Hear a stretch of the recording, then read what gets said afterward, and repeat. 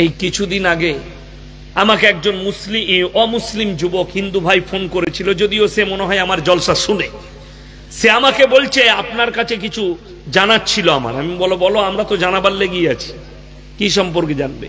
বললে আমার অন্য কোথাও আপত্তি নেই, আপনারা গায়ের দুধ পান করেন। আমি বললাম আমি তো 1 লিটার করে দুধ খাই আমার শ্বশুর ঘর গেলে। শ্বশুর বাড়িতে গায় আছে, আমার বাড়িতে প্রত্যেক দিন 1 লিটার করে দুধ। আমি জলসা করে ঢুকলে আমি 250 দুধ রাত্রে বেলায় ভোরের বেলায় খেয়ে দিয়ে তারপরে ঘুমাই। আমি দুধ খাই। বললে গায়ের দুধ খান, গাইটাকে আবার জবহ করে আপনারা তার মাংসটা খান। আমাকে কি যুক্তি দিচ্ছে জানেন? আপনি মায়ের দুধ খেয়েছেন? আমি বললাম হ্যাঁ, ছোটবেলায় আফকোর্স খেয়েছি। আমরা সবাই মায়ের দুধ খেয়েছি না খাইনি? খেয়েছি।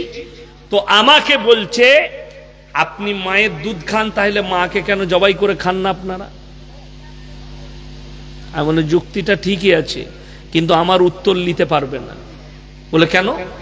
আমার উত্তর ইঞ্জেকশনের মতো, এমনি আমি গাল খাওয়ালো, বলে দিলেই গাল দিবে তুমি, নাইলে কেটে পালাবে। বুঝে বলুন। আমরা তুমি যে বললে যে আমরা গাইকে মা বলি বলে মায়ের দুধ খাই, মাকেও খাই না, আর আমার নিজের মায়ের দুধ খাই বলে মাকে খাই না। আপনারা গায়ের দুধ খান, গাইকে জবহ করে খান, মায়ের দুধ খান, মাকে কেন খান না? আমি বললাম তোমরা তো গায়ের মুত খাও। বলে হ্যাঁ। গোবর খাও? হ্যাঁ। আমি তাহলে মায়ের গু আর মুত খাই না? কথাটা বুঝতে পেরেছেন? তখন কিন্তু সে মা বুন তুলে গাল দিয়ে ফোন কেটে বেরিয়ে গেল। আমি বললাম আমার ইঞ্জেকশন নিতে পারবে না। প্রথমেই বললাম আরে ভাই, প্রশ্ন যেমন উত্তর তেমন। আল্লাহ তাআলা হালাল করেছে তোমাদের জন্য যে বস্তুগুলো, যে প্রাণীগুলো, তোমরা নির্দ্বিধায় খাও। বাঁকুড়া ডিস্ট্রিক্টের একটা ছেলে ফোন করেছে, হুজুর আমি সকালবেলায় বাজারে আছি। কি হয়েছে? বাজারে কি হয়েছে? বললে আমি বিপদে পড়ে গেছি, মাছ কিনছি, কিন্তু আমরা মাছ কিনলে মাছগুলো মরা থাকে না জানতো? কথা বলে না? ইলিশ মাছ মরা থাকে না জানতো? থাকে মরা। যে মাছটাই কিনবেন মার্কেটে মরা। এখন যেগুলো জ্যান্ত মাছ দেখছেন পাওয়া যায় না, যায় না, জ্যান্ত মাছ ট্যাঙ্কিতে ছাড়া থাকে। এখনই আমি ইউটিউবে বলে দিলে এটা চলে গেলে যারা মাছ ব্যবসায়ী তারা আমাকে গাল দিবে। কেন বলুন তো? পুরো ভেড়িতে চাষ হচ্ছে। যে মাছটা ন্যাচারালি পুকুরের মাছ সেটাই উপকার আছে, বাকি যেগুলো জ্যান্ত মার্কেটে বিক্রি হচ্ছে একটাও ভালো নয়, সব ক্ষতিকারক। ইউরিয়া দিয়ে। পোল্ট্রি মুরগি জানেন? পোল্ট্রি মুরগি আর ওই মাছ দুটোই সমান। চলুন, আমি যেটা বলতে চাইছি, সেই ছেলে ফোন করেছে, বলছে আমাকে একজন প্রশ্ন করেছে, তোমাদের তো কোরআনে আছে মরা গরুর মাংস খাওয়া যাবে? মরা প্রাণীর কথা বলে না? খাওয়া যাবে না। মরা গরুর মাংস খাওয়া যাবে না। মরা ছাগলের, মরা মুরগি, মরা হাঁস, মরা ভেড়া, মরা উট খাওয়া নিষেধ। তাহলে মরা মাছটা খাচ্ছ কি করে? কথাটা বুঝতে পেরেছেন না পারেননি? প্রশ্নটা কঠিন না সহজ? কঠিন প্রশ্ন। আমি তাকে বললাম রেকর্ডিং করো, না হলে মালটা কাছে থাকলে সাউন্ড বাড়িয়ে শোনাও। কোরআনের দলিল দিচ্ছি। ইন্নামা হাররামা আলাইকুমুল মাইতাতা ওয়াদ-দামা ওয়া লাহমাল খিনজির ওয়া মা উহিল্লা বিহি লিগাইরিল্লাহ। প্রবাহিত রক্ত, মরা জন্তুর মাংস এবং যে প্রাণীর শরীরে প্রবাহিত রক্ত আছে, যে প্রাণীর শরীরে প্রবাহিত রক্ত আছে সেই প্রাণী মারা গেলে তোমাদের জন্য কি? হারাম। মাছের শরীরে প্রবাহিত রক্ত নেই। রাসূল বললেন মাছ মারা গেলেও খাওয়া যাবে, যেহেতু মাছের শরীরে প্রবাহিত রক্ত নেই। বাকি যতগুলো আমরা খাই, হাঁস, মুরগি, গরু, ছাগল, তাদের শরীরে প্রবাহিত রক্ত আছে। জোরে বলুন সুবহানাল্লাহ। যার কারণে মাছ মরা খাওয়া জায়েজ আছে, যার শরীরে প্রবাহিত রক্ত নেই। প্রবাহিত রক্ত মরা জন্তুর মাংস, শুয়োরের মাংস, আল্লাহ ব্যতীত অপরের নামে উৎসর্গকৃত জিনিস তোমাদের জন্য হারাম করা হলো। এই উৎসর্গ শব্দ অনেকজন বুঝে না, অনেক মুসলমান বুঝে না। উৎসর্গ মানে আল্লাহ ব্যতীত অপরের নাম লিয়া। আপনি নিয়ত করেছেন আমার ছেলে মাধ্যমিকে ফার্স্ট হলে আমি এই দেওয়ানপুর মাদ্রাসায় একটা ছাগল দেব আল্লাহর রাস্তায়, জায়েজ আছে। আমার ছেলের বিয়ে লাগলে আমি মাদ্রাসায় আল্লাহর রাস্তায় একটা গরু জবাই করে খাওয়াবো, জায়েজ আছে। কিন্তু যার নামাজ নাই তার কাছে ইসলাম নাই, রাসূলের হাদিস। সবাই হাত তুলে বলুন তো, আজ থেকে ফজর থেকে নামাজ পড়বো ইনশাআল্লাহ। হাত তুলেন, সকলে জোরে বলুন ইনশাআল্লাহ। নামাজ কেউ কাজা করবেন না। এই মুসলমানদের দোষ কি জানেন? অনেকজন বলে বে ইনশাআল্লাহ বলিস না, ফেরে পড়ে যাবি। ওই জন্য অনেকজন ভয়ে বলতে চাইছে না যদি ফজর থেকে নামাজ পড়তে হয়। আরে ইনশাআল্লাহ বলো, ওয়াদা করো, আল্লাহ কবুল করে নিবে তোমার ইনশাআল্লাহ বলাকে। তোমার দুনিয়াও কামিয়াব, আখিরাতও কামিয়াব। শুনেলেন, কিয়ামতের দিনে দুটো রাস্তা হবে, একটা জান্নাতীদের, একটা জাহান্নামীদের। জাহান্নামীরা যখন হেঁটে হেঁটে জাহান্নামের পথে প্রবেশ করবে, জান্নাতীরা উত্তর প্রশ্ন ছুড়ে দিবে, কি বলে? ফি জান্নাতি ইয়াতাসাআলুনা আনিল মুজরিমিনা মা সালাকাকুম ফি সাকার। তোমরা কেন সাকার নামক জাহান্নামে প্রবেশ করছো? তোমরা বলতে আমরা পাড়ার ভালো লোক, তোমরা বলতে আমরা ভালো মানুষ, আজকে কেন তোমরা জাহান্নামে যাচ্ছ? তাদের এক নম্বর উত্তর হবে, ক্বালু লাম নাকু মিনাল মুসাল্লিন। আমরা নামাজি মুসল্লিদের মধ্যে ছিলাম না, তাই আল্লাহ আমাদেরকে জাহান্নামে পাঠিয়েছে। ওয়ালাম নাকু নুতিমুল মিসকিন, আর আমরা মিসকিনকে খানা খাওয়াইতাম না, তাই আল্লাহ আমাদেরকে জাহান্নামে পাঠিয়েছে। ওয়া কুন্না নাখউদু মাআল খাইদিন। এটা বড় প্যাথেটিক, ভালো করে শুনবেন। যারা বেনামাজি আছেন, বেদাড়ি আছেন, যারা নামাজ পড়েন না, অথচ দাড়ি টুপি নামাজি মুসল্লি দিকে দেখে হাসি ঠাট্টা বিদ্রুপ করেন, তাদের উদ্দেশ্যে বলছি, কিয়ামতের দিনে তারা বলবে, দাড়ি টুপি নামাজি মুসল্লিদের মজাক উড়াতাম, আল্লাহ তাই জাহান্নামে পাঠিয়েছে। ওয়া কুন্না নুকাজ্জিবু বিয়াউমিদ্দিন, আর আমরা বিচারের দিবসকে মিথ্যা বলে মনে করিতাম, তাই আল্লাহ জাহান্নামে পাঠিয়েছে। আমার ভাই, কোরআনে আছে ইন্নাস সালাতা তানহা আনিল ফাহশাই ওয়াল মুনকার। নিশ্চয়ই নামাজ এমন একটা ইবাদত, মানুষ যখন নামাজ পড়ে আস্তে আস্তে তাকে খারাপ কাজ থেকে সরিয়ে ভালো কাজের দিকে নিয়ে যায়। বিসমিল্লাহ, আলহামদুলিল্লাহ। ওই জন্যে প্রত্যেকটা মুসলমান ভাই, নরনারীর কর্তব্য হচ্ছে 5 ওয়াক্তের নামাজি হওয়া। পৃথিবীর কে কি বলল জানি না, বেঈমান কাফেররা এমন জাল ছুঁড়েছে আপনি বাঁচতে পারবেন না। জালের মধ্যে আপনাকে ফাঁসিয়ে ফেলেছে। তাদের মিশন হচ্ছে এদের যুবক যুবতীদিকে পশ্চিমী দুনিয়ার মতো নোংরা জঘন্য করে দাও। এদের কাছে এমন একটা জায়গা ঢুকিয়ে দাও, জায়গায় ঢুকাও, এরা যেন মডেলিং এর যুগ বলে পাপগুলো করে। রাসূল সাল্লাল্লাহু আলাইহি সাল্লাম বলেছেন, এ আমার সাহাবীরা শোনো, কিয়ামতের পূর্বে পরবর্তী যুগের বর্বরতার যুগের পাপগুলো মডেলিং হয়ে এসে দাঁড়িয়ে যাবে। আজকে যেটা মডেলিং শুনেলেন, আমাদের দেশের শিক্ষিতরা, জ্ঞানীরা যেটাকে মডেলিং মনে করছে, সেটার নাম হচ্ছে সমকামী।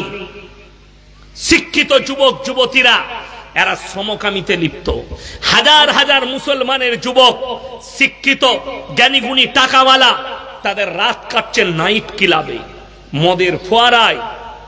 জানেন, অনেকজনের মনে মনে হবে, এই যে 5 স্টার হোটেল দেখছি, এই যে দেহ ব্যবসার কারখানাগুলো দেখছি, বড় বড় হোটেল যেখানে মদের ফোয়ারা চলে, এইগুলো কি নবীজির জামানায় ছিল? কথা বলেন না। আপনারা ওই জন্য বলছি, বাংলা মানে কোরআন বেরিয়েছে না বেরোয়নি? বেরিয়েছে। বাংলা হাদিস বেরোইছে না বেরোয়নি? বেরিয়েছে। কিন্তু আপনি কিনবেন না, কিনবেন না। যদি কিনতেন, আপনি যদি বুখারী, তিরমিজি, আবু দাউদ, ইবনে মাজাহ, নাসাই শরীফ, এই হাদিসগুলো যদি আপনার বাড়িতে থাকতো আর আপনার যদি ঘাঁটা থাকতো, তাহলে আপনি এই কথা বলতেন না। নবীজির জামানায় ছিল হাম্মাম। কি নাম ছিল বললাম? হাম্মাম। সেটার তাবদিল মানে সেটার পরিবর্তনের নাম হচ্ছে 5 স্টার হোটেল। নবীজির জামানায় হাম্মাম মানে নর্তকীরা ড্যান্স করত, আর চারিদিকে লোকরা বসে মদের ফোয়ারা খেলতো, বেঈমান কাফেররা। সেটার নাম ছিল হাম্মাম, সেটা তাবদিল হচ্ছে 5 স্টার হোটেল। আমার ভাই, হে আমার যুবক, ইমানকে এমন মজবুত করো, বেঈমান কাফেররা এই মোবাইলের ভেতরে আপনার ইমানকে ধ্বংস করছে। তাদের নারীরা অবাধে ন্যাংটো ফটো ছাড়ছে মোবাইলে, ফেসবুক, টুইটার আর ইউটিউব তাদের মেয়েদিকে উলঙ্গ করে দিয়েছে, যাতে মুসলমান যুবক যুবতীদের ইমান নষ্ট হয়ে যায়। এরা যেন মডেলিং বলে এগুলোকে অ্যাকসেপ্ট করে নেয়। আজকে আমাদের যুবক যুবতীরা এইগুলোকে অ্যাকসেপ্ট করে নিচ্ছে মডেলিং বলে। আপনি জিজ্ঞেস করুন, কিছু শিক্ষিত লোক বলছে, আরে মৌলবীরা তো মুখে দাড়ি রেখেছে, নামাজ পড়ছে, ওরা পুরনো যুগের লোক, ওরা কি জানে? এখন তো মডেলিং এর যুগ, ওই জন্য আমার মেয়ে ছোট পোশাক পরবে, আমার মেয়ে ছোট পোশাক পরিচ্ছদ পরে চলবে। শুনে নাও, ছোট পোশাক পরাটা যদি মডেলিং হয়, তুমি মাথায় রাখবে তোমার এলাকায় সব থেকে বড় মডেলিং হচ্ছে তোমার এলাকার কুত্তাগুলো, যারা কোনো পোশাকই পরে না, যারা কোনো পোশাকই পরে না। আর যদি বলেন ইসলাম জানবো, মানে কোরআন কিনুন। দুঃখ লাগে কি জানেন? লাতনি মেয়ের মেয়ে পাস করেছে মাধ্যমিকে, নানাকে বলছে, যারা নানা আছেন শুনবেন, নানা আমি মাধ্যমিকে পাস করেছি, আমাকে একটা মোবাইল কিনে দিতে হবে। হাই রে নানা, গ্রুপ লোনের পয়সা নিয়ে নানি গ্রুপ লোনের পয়সা নিয়ে মোবাইল কিনে দিয়েছে 16,000 টাকা দিয়ে। একটা কোরআন শরীফ মানে কোরআন শরীফ, ভালো মানে কোরআন শরীফের দাম কত? 500। কত বললাম? এটা খুব ভালো কোরআনের দাম বললাম।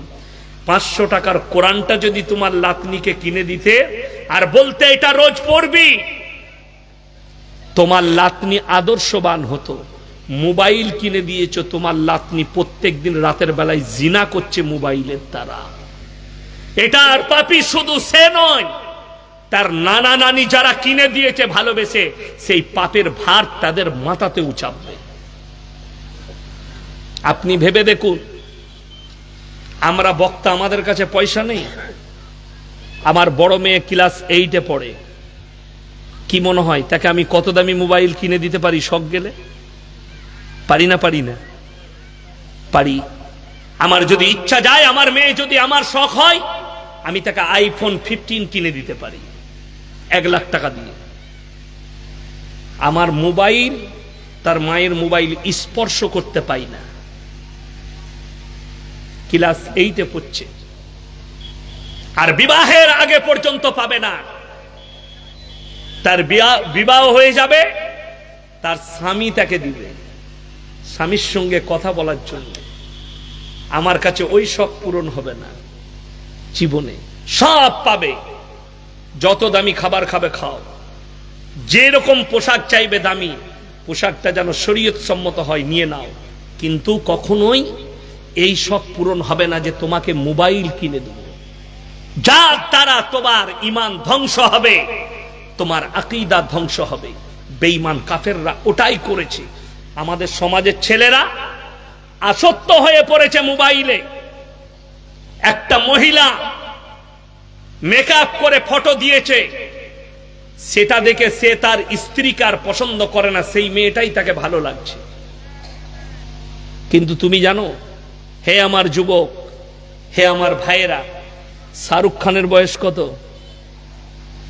59 বছর। আচ্ছা, 59 বছরের লোক যুবক লাগবে না বুড়ো? বুড়ো। সালমান খানের বয়স 58 বছর, সে যুবক না বুড়ো? বুড়ো। বড় কষ্ট লাগে, কিন্তু তারা যখন ফিল্ম তৈরি করে, তাদেরকে মেকআপ করা হয়, মনে হয় 24 বছরের যুবক। ঠিক বললাম না ভুল বললাম? একটা নায়িকার উতাই। হে যুবক, যদি তোমার মনে হয় পরীক্ষা করব, কোন মেকআপ ম্যানকে নিয়ে এসে তোমার বাড়ির ভেতরে তোমার স্ত্রীকে মেকআপ করে দেখো, ওই নায়িকাদের থেকেও সুন্দর লাগবে তোমার কাছে তোমার বিবিকে। কিন্তু তুমি আসক্ত হয়ে পড়েছে এই মোবাইলের উপরে।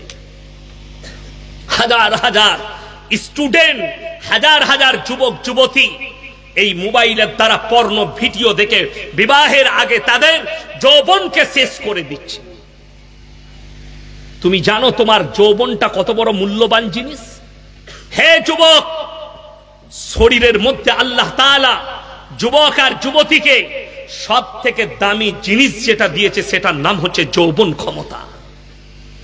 তোমার একটা হাত যদি না থাকে কোনো যায় আসে না, কিন্তু তোমার যদি বিবাহের পরে যৌবন ক্ষমতা হারিয়ে যায়, তোমার স্ত্রীকে জিনায় লিপ্ত হতে হবে। তোমার হুঁশ আছে?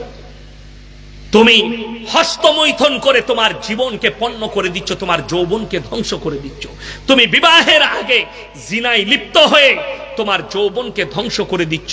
আর করাচ্ছে কারা? বেঈমান আর কাফেররা। তারা আপনার পেছনে লেগেছে, পশ্চিমী দুনিয়া। যারা ভাবছেন আপনাদের কাছে আছে কি এই মাদ্রাসা, এই কোরআন, এই হাদিস, এই মৌলবি, আল্লাহর কসম খেয়ে বলে যাচ্ছি, আমেরিকার কাছে টেকনোলজি আছে, পশ্চিমী দুনিয়ার কাছে টেকনোলজি আছে, তাদের কাছে আপনার সায়েন্স আছে, তাদের কাছে নাসা আছে, তাদের কাছে প্রযুক্তি আছে। আল্লাহর কসম খেয়ে বলছে আমাদের কাছে যে দৌলতটা আছে সেটা হচ্ছে ঈমানের দৌলত। যদি দেখতে হয় তা দেখো। লন্ডনের একটা মেয়ে, সে বললে আমি 100টার বেশি পুরুষের সঙ্গে মিলামিশা করেছি, প্রেম করেছি, একটাও পুরুষ ভালো হয়নি, ওই জন্য আমি রেগে আমার ঘরের কুকুরটাকে বিয়ে করেছি। আপনারা হাসছেন, এটা সত্য ঘটনা, ইউটিউব খুলে দেখে নেন। মানুষ এত হিংস্র হয়। জাপানের একটা ছেলে কয়েক মিলিয়ন ডলার খরচ করে নিজে কুকুর হয়েছে, কুকুর জেন্টার পরিবর্তন করে কুকুর। আল্লাহ আপনাকে ঈমানের দৌলত দিয়েছে, আপনি শুকর আদায় করে বলুন আলহামদুলিল্লাহ। শুকর আদায় করুন যে আল্লাহ তুমি আমাকে মুসলমান করেছো, আল্লাহ তুমি আমাকে ঈমানওয়ালা করেছো, আল্লাহ তুমি রাসূলের উম্মত করেছো। আল্লাহ রাসূল সাল্লাল্লাহু আলাইহি সাল্লামের হাদিস, কোরআনে আল্লাহ বললেন তোমরা কারো ধর্মকে গালি দিও না, কারো দেবদেবীকে গালি দিও না। আমি বয়ান শুরু করেছি, এখনো পর্যন্ত কারো দেবদেবীকে গালি দিলাম? কথা বলেন না, এবং দিবও না। কেন? আমার ওই ধর্ম সম্পর্কে জ্ঞান নেই। তার দেবদেবীকে গালি দিও না, সে তোমার আল্লাহকে গালি দিলে তোমার ক্ষতি হবে। দেখবেন কোন যুবক যদি কারোর মা তুলে গালি দেয়, সে ঘুরিয়ে গালি দেয় না? দেয় না। তো যে গালি দিল সে আগে নিজের ক্ষতি করলো, তার মাকে গাল খোয়ালো।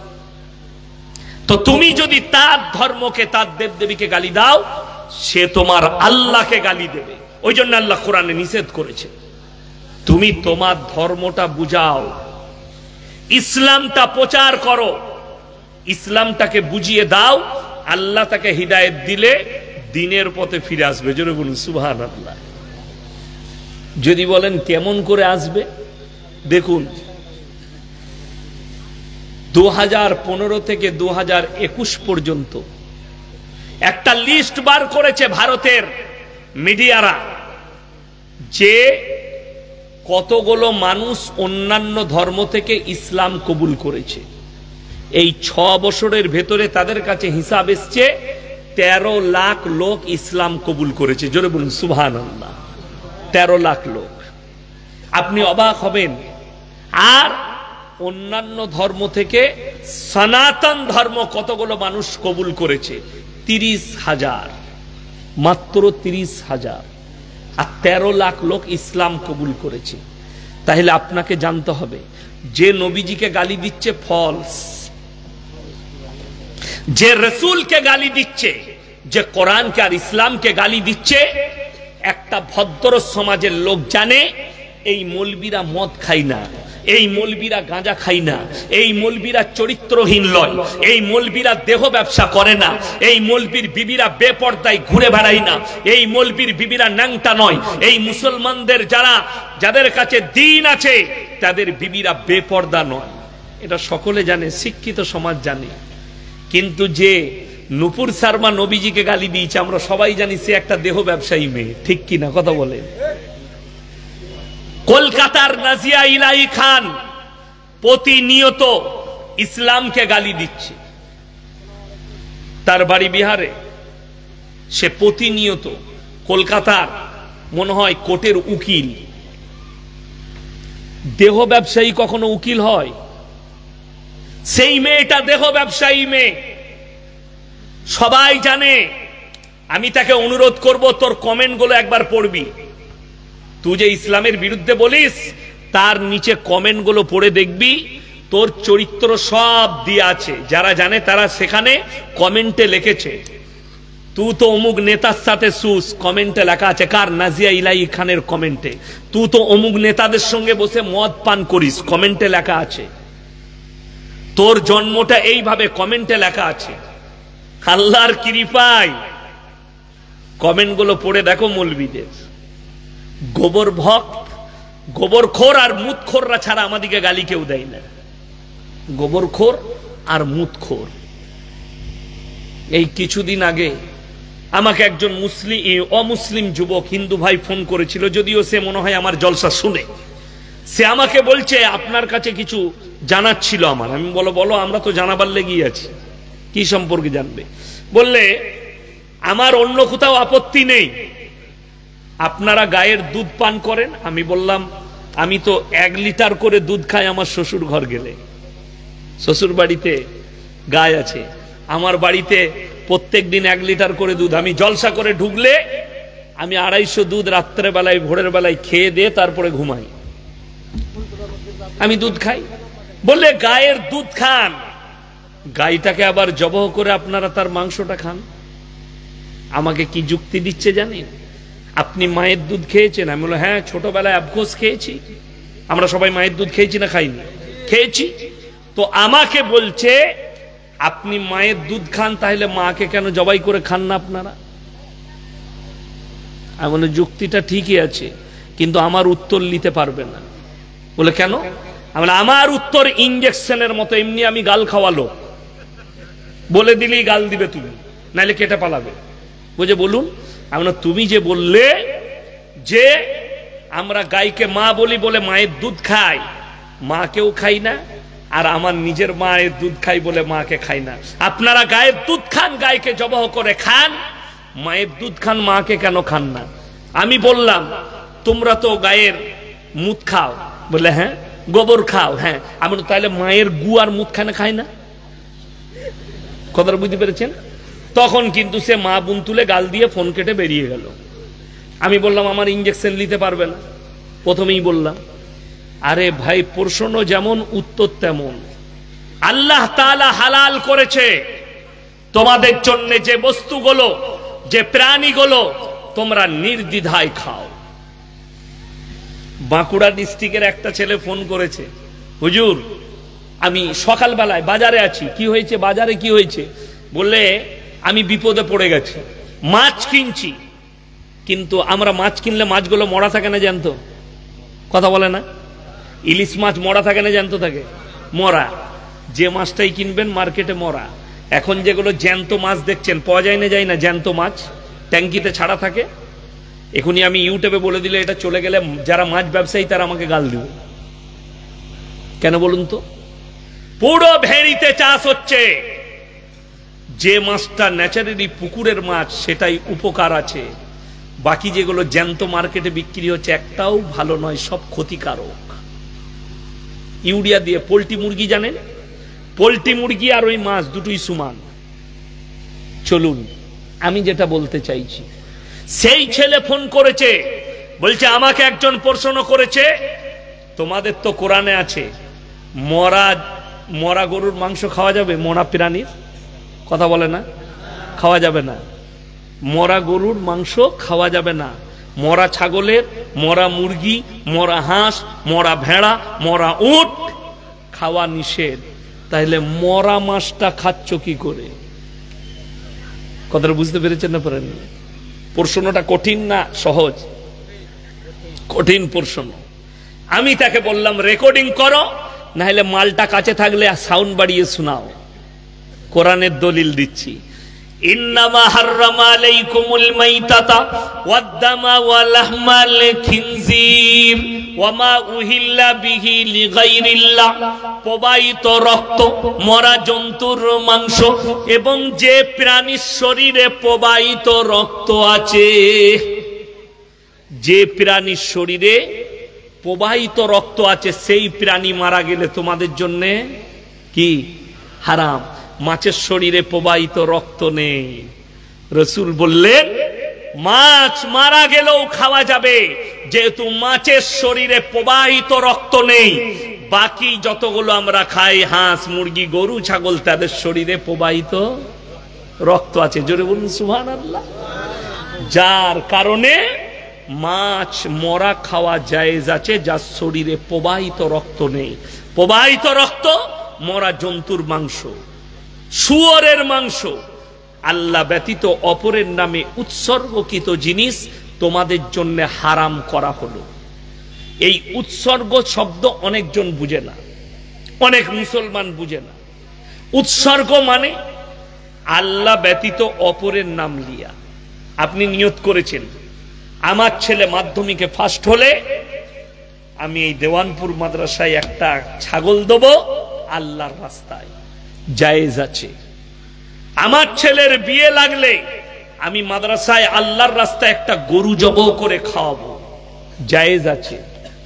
কিন্তু যদি বলেন আমার ছেলে মাধ্যমিকে ফার্স্ট হলে আমি ঢেলা বাবার নামে একটা গরু দেব, কানা বাবার নামে একটা গরু দেব, কানা পীরের নামে একটা গরু দেব, উটি হারাম। কথাটা বুঝতে পারেন? 1000 বার বিসমিল্লাহ বলে যদি জবাহ করা হয়, আর যদি উদ্দেশ্য হয় পীরের নামে, ঢিপির নামে, গাছের নামে, আল্লাহ ব্যতীত অপরের নামে, জায়েজ হতে পারে না, হালাল নয়। 1000 বার বিসমিল্লাহ বলে জবাই করলেও বৈধ হবে না। একজন যুক্তি দিয়েছে, ঝাড়খণ্ডের একটা মুফতি, ইয়াসিন জানে না, মাজারে যে মুরগিগুলো পড়ে, ছাগলগুলো আসে, ওইগুলো বিসমিল্লাহ বলেই জবাহ করা হয় আল্লাহর নাম দিয়ে। আপনাদের বাড়িতে কুটুম আসে না? আসে না? মেহমান আসে। আজকে আমাদিকে মাদ্রাসাওয়ালারা ছাগল খাইয়েছে মেহমান দিকে। তো কুটুম এলে মুরগিটা কোথায় জবাই করেন? কবরস্থানে না বাড়িতে? এ হারামখোর বলছে কবরস্থানে জবাই করতে হবে। কথাটা বুঝতে পারেননি? শব্দটা একই। বলছে মাজারে জবাই করি কিন্তু আল্লাহর নামে জবাহ করি। যদি আল্লাহর নামে জবাহ হয় আর উদ্দেশ্য যদি আল্লাহর নামে হয়, তাহলে বীরভূম ডিস্ট্রিক্টের পাথরচাবড়িতে বিকেল বেলায় মাথাটা, ভুঁড়িটা, পাগুলো, এগুলো সব ডাকে বিক্রি হয়। খাবার লেগে হলে তো সব খেয়ে নিত। কথাটা বুঝতে পারেননি? খাবার লেগে হলে সবই খেয়ে নিত, কিন্তু এগুলো বিক্রি করে কেন? উদ্দেশ্য যদি আল্লাহ ব্যতীত কারুর নামে হয়, ওই জন্যই তো পুজোর প্রসাদ কি হারাম। সেদিনে আমি বীরভূম ডিস্ট্রিক্টে জলসা করছিলাম, এরকম লোক বসে আছে। আমি বললাম বাবা পুজোর প্রসাদ কেন খেতে নেই? একজন চাচা বললে বাবা গোবর আর মুতে ছিটা। হ্যাঁ, যদি আপনাকে যে কোনো টাইমে কোনো অমুসলিম ভাই বলে ভাই আমার পয়সায় মিষ্টি খাও, আপনাকে আগে দেখতে হবে তার ব্যবসার উৎসটা যদি হালাল হয় আপনি খেতে পারেন। কেন? উদ্দেশ্য কিছুই নাই, বন্ধু হিসাবে খাওয়াচ্ছে, আপনি খেতে পারেন। কিন্তু যদি উদ্দেশ্য কোনো পুজো হয়, আল্লাহর কসম খেয়ে বলছি হারাম। আপনার ঈমান ধ্বংস হবে। আল্লাহ ছাড়া কোনো কিচ্ছুর নামে যদি উদ্দেশ্য করা হয় তাহলে জায়েজ নাই। এখন মুসলমানদের ঈমান ধ্বংসের পথে কেন জানেন? দুটো আয়াতের উপরে কোরআনে, দুটো আয়াতকে যদি মুসলমান বিশ্বাস করে আর আমল করে দেয়, তা মুসলমানের ঈমান, মুসলমানের জীবনে শিরক করবে না, মুসলমানের জীবনে বেঈমান হবে না। নাম্বার 1 সূরা ফাতিহা। আমরা নামাজের মধ্যে সূরা ফাতিহা পড়ি না? পড়ি না? কথা বলে সবাই পড়ে না? পড়ে না? পড়ে। শুধু আপনারা লয়, শুনেলেন, আহলে হাদিস হোক, দেওবন্দি হোক, ফুরপুরা হোক, বেরেলি হোক, আজানগাছি, হড়হড়ে, লল্লড়ে, তালতলা, বেলতলা, খেজুরতলা, শেওড়াতলা, মলয় বাবা, খেপা বাবা, আচমকো বাবা, যত দল আছে, নামাজ পড়লে সবাই সূরা ফাতিহা পড়ে। পড়ে না? পড়ে না? পড়ে। এরপর সূরা ফাতিহায় আমরা কি ওয়াদা করি আল্লাহর কাছে? ইয়্যাকা না'বুদু ওয়া ইয়্যাকা নাস্তাঈন। আল্লাহ তোমারই উপাসনা করি, তোমার কাছেই ভালো মন্দ চাই। এটা বলছে যদি এইটা সত্য হয় তাহলে নামাজের পরে ঢিপিটা এলো কি করে, গাছতলা কি করে এলো, পীরের মাজার কি করে এলো, কবর কি করে এলো, পাথর কি করে এলো। আমাকে অনেক জনা মনে করে এই মৌলবি পীর বিরোধী মৌলবি। না, পীর মানে হচ্ছে বয়োজ্যেষ্ঠ মানুষ। আমার পীর হচ্ছে আমার বাবা, ঠিক কিনা কথা বলেন? আমার পীর হচ্ছে আমার মা বাপ। বড় কষ্ট লাগে আমাকে। বীরভূমে একটা ছেলে বলছে ফোন করে, তুমি দোতলায় উঠলে কি দিয়ে উঠো? আমি তো সিঁড়ি দিয়ে চাপি, আমার বাড়িতে সিঁড়ি আছে, মাদ্রাসায় সিঁড়ি আছে। বলছে যেমন সিঁড়ি ব্যবহার করছো দোতলায় চাপার জন্যে, সেরকম পীর না ধরলে আল্লাহকে পাওয়া যাবে না। আচ্ছা, দারুণ যুক্তি। আমি বললাম যদি আমার বাড়িতে লিফট থাকে তা কি দিয়ে চাপবো বল? এ অনেক বাড়িতে লিফট আছে না? নাই আছে। তো লিফটে সুইচ মারলেই তো মাল উপরে চলে যাবে। ঠিক বললাম না ভুল বললাম? তারা সিঁড়ির প্রয়োজন। সে বলে আচ্ছা, বলছে আমাকে বলে গাছে কি দিয়ে চাপো? আমরা গাছে তো ডাল ধরেই চাপতে হয়, হয় না ডাল ধরে চাপতে?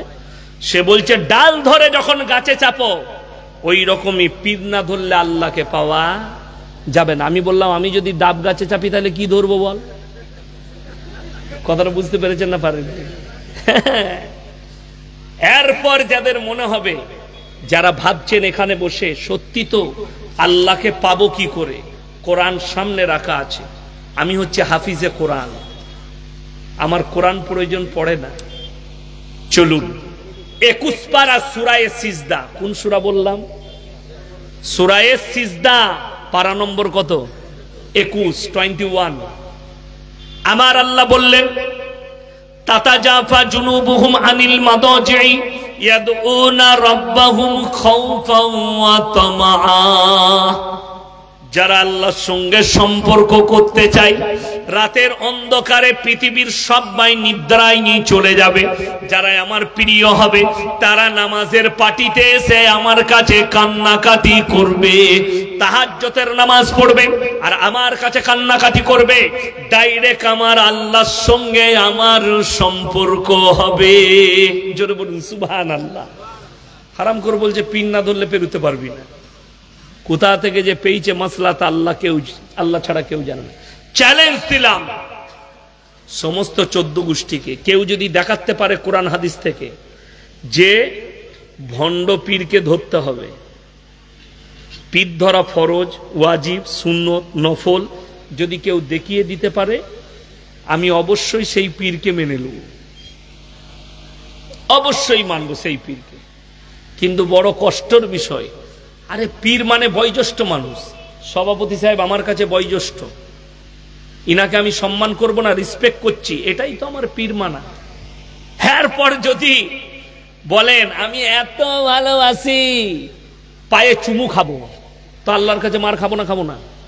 হ্যাঁ, আপনি আমাদের বর্ধমানে চলুন, বিশ্বাস হচ্ছে না? আমার এলাকায় আমি নাম লুবো না, আমি একবার বীরভূমে বায়ান করেছিলাম, জানেন কি বলে? গোটা গায়ে পীর শুয়ে আছে, মুদবো কুতায়। আমার একটা জলসা ভাইরাল হয়েছে, দেখেছেন? এই বীরভূমে বায়ান করেছিলাম আমি। কি ওই গ্রাম আমার এলাকায় আছে বর্ধমানে, জামাইয়ের বিয়ে হয়েছে, আমাদের আটমংলা করতে যাই না? আপনাদের আটমংলা করতে কি বলেন? আটমংলাই বলেন? আমাদের আটমংলা বলে। তো জামাই গেছে, নতুন জামাই, রাতের বেলায় বউকে জিজ্ঞেস করছে পিসাব করবো, ঘরে পিসাবখানা নাই, তো বলছে তোমাদের ওই কোণে এগনেতে করে দেবো। বলছে না, ওইখানে একজন শুয়ে আছে, পীর সাহেব আছে। আচ্ছা, তো সে বলছে বাইরে বেরিয়ে ওই খামারে করি। বলে না, ওখানেও একজন আছে, পুকুরের পাড়ে ওখানে, মাঠে, বলে ওইখানে তো আরো একজন খুঁড়া বাবা আছে। ঈদে গেলে শালা গোটা গাঁয়েতেই তো পীর শুয়ে আছে, মুদবো কোথায়, রাতের বেলায় পালিয়েছে। এটা বলার পরে আমার গলসি বাজারে আমাকে শুনি বলছে চায়ের দোকানে, আমরা কি জানি না কাদিকে বলেছে? আমি তখন তাদিকে শুনিয়ে বললাম, জেনেছিস যখন ভাঙ্গা, ঢিপিগুলো ভাঙ। কি বুঝলেন? অত সহজ নয়। খালি ফোন করে এটাই বলতে পারে কালিয়া চকে পেলে তোমাকে দেখব। কি বুঝলেন? গুলি করে দেবো একটা ছেলে বলছে কালিয়া চকে, পেলে শুট আউট করব। আলহামদুলিল্লাহ শহীদের মর্তবা পাবো। দিনের খাতিরে যদি মৃত্যু হয়, পীরের আদর্শ যদি এটা হয় যে তোমরা যখন কোরআন হাদিস দিয়ে পারবে না গুলি চালিয়ে দিবে, না হলে মার্ডার করে দিবে, তাহলে তার থেকে ভালো পীর আর কে হতে পারে? কানা পীর। বুঝলেন আপনারা? বড় কষ্ট লাগে, দুঃখ লাগে। আমার বর্তমানে একটা গ্রামে বেশিরভাগ বাড়িতে একজন কানা পীরের মুদগুলো বোতলে ভরে রেখেছে, ছেলে জ্বর এলে সে পীর বলেছে খাইয়ে দিবি।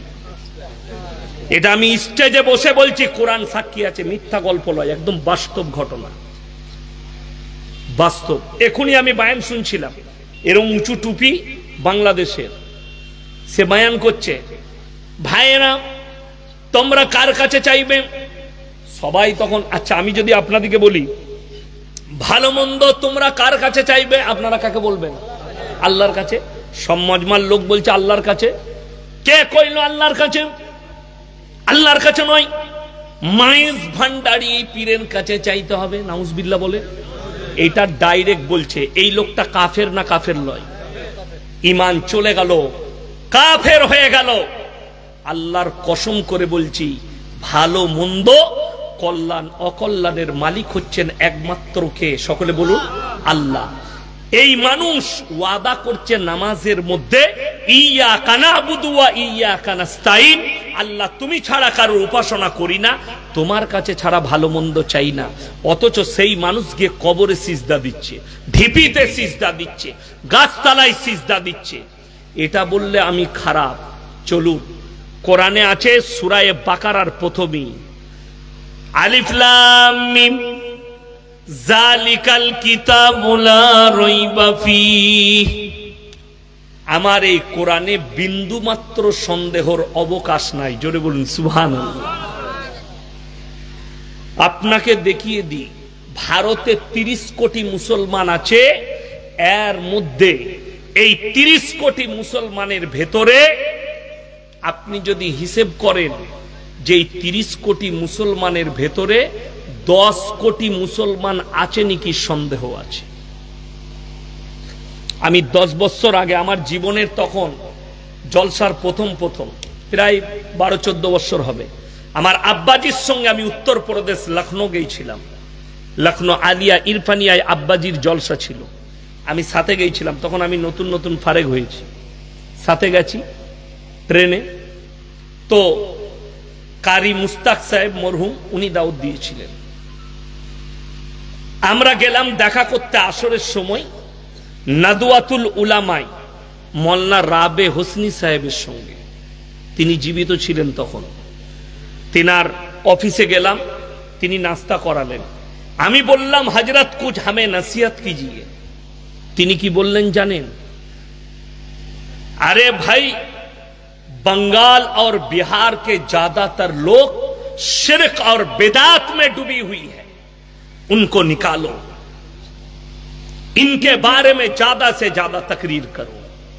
এটা নসিহত করেছিলেন।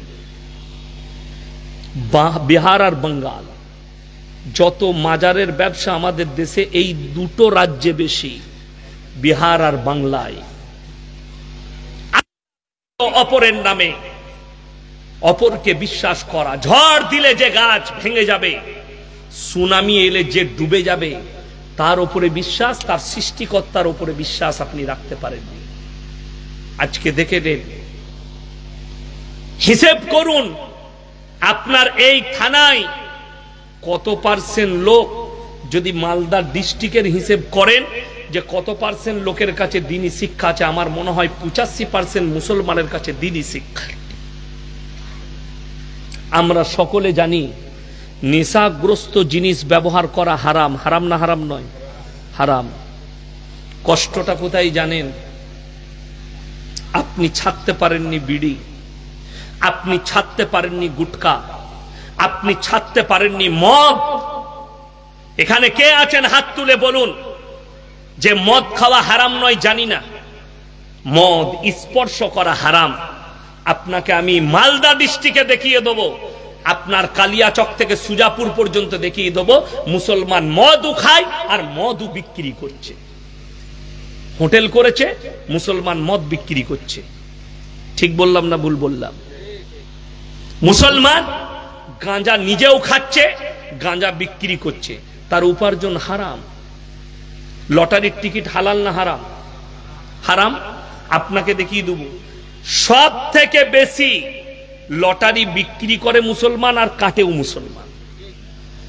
আপনি চলুন, ওই জন্য তো আপনার অধপতন। সামান্য জিনিস বুঝতে পাচ্ছেন না যে আপনার ইমামের বেতন 5,000, 10,000, তার অভাব চাই না। আপনার কাছে মাসে 20,000, 30,000 রোজগার, আপনার অভাব যে আপনি লটারির টিকিট কাটছেন। ভাগ্যের মালিক সকলে বলুন কে? আল্লাহ। লটারি কাটলে কিভাবে ঈমান যায় শুনেলেন? যারা কাটেন তারা শুনে যান, যারা ব্যবসা করেন তারা হারাম খাচ্ছেন, আর যারা হারাম খায় আল্লাহ তাদের দোয়াকে কবুল করবেন না। যাদের শরীরে হারাম লুকমা চায়, যারা নিজেদের সন্তানের মুখে হারাম পয়সার খাবার তুলে দিচ্ছে, তারা নেক সন্তান হতে পারে না। লিখে নিয়ে যান। চলুন, আপনি একটু ইসলামটা বুঝেন। হাত দেখালে, কেউ যদি গণককারকে হাত দেখায় তার ঈমান চলে যাবে। কেন? ভাগ্যের মালিক সকলে বলুন কে? আরো জোরে বলুন কে? ভাগ্যের মালিক যদি আল্লাহ হয়, তুমি লটারির টিকিট কেটে কিভাবে নিজের ভাগ্য পরীক্ষা করতে চাইছো? ওই কাগজের দ্বারা যে এটা কেটে আমার ভাগ্য ফিরবে, লটারি। আপনি কি ভাবছেন? আমিও ব্যবসা করি, হালাল ব্যবসা। কি বুঝলেন? শুনবেন, আমাদের দেশের লোক ব্যবসায়ী অফার পেলে ঘুরতে যায়। আমাকে দেওয়ালির 2 সপ্তাহ আগে ফোন করেছে কোম্পানি থেকে, আপনার ফ্যামিলির জন্য 4টা টিকিট আছে, ভারতের যে কোনো জায়গায় ঘুরতে যাবেন, 10 দিন হোটেল ফ্রি, 2টো ফিল্ম দেখার ফ্রি, 2টো হলে, ভারতের যে কোনো দামি হলে ফ্রি। আর কি কি বলল সব, বললে আপনার বউকে সাথে করে নিয়ে আসতে হবে। সেই মেয়ে ছেলেটা ফোন করেছে, আমি বললাম তুমি তোমার স্বামীকে নিয়ে কোথায় ঘুরতে যাবে, টাকা আমি দিচ্ছি ফ্রি। আমি বললাম তুমি আমার চেহারাটাই দেখো না, হোয়াটসঅ্যাপে লোড করো, আমার চেহারা দেখে নাও, পাঠিয়ে দিচ্ছি ফটো। বলছে স্যার সরি, আমি মৌলবি মানুষ, অন্যজনকে দাও। ওইসব আমাদের প্রয়োজন নাই ঘোরার। কষ্টটা ওই জায়গায় লাগে, মুসলমান হারাম হালালের ডিফারেন্স করতে পারে না। কেন? বেঈমান কাফেররা তো এই মেহনতটাই চেয়েছিল, আর তারা কামিয়াবি লাভ করেছে, যে এরা যেন আলেম থেকে বিচ্ছিন্ন হয়, এরা যেন দিন থেকে বিচ্ছিন্ন হয়। আপনারা কি মনে করছেন ইয়াসিন সাহেবকে ভালোবাসেন, এই মাদ্রাসাকে মহব্বত করেন, টাকা দিয়ে দিবেন আপনি জান্নাতে যাবেন, অথচ আপনি নামাজ পড়বেন না?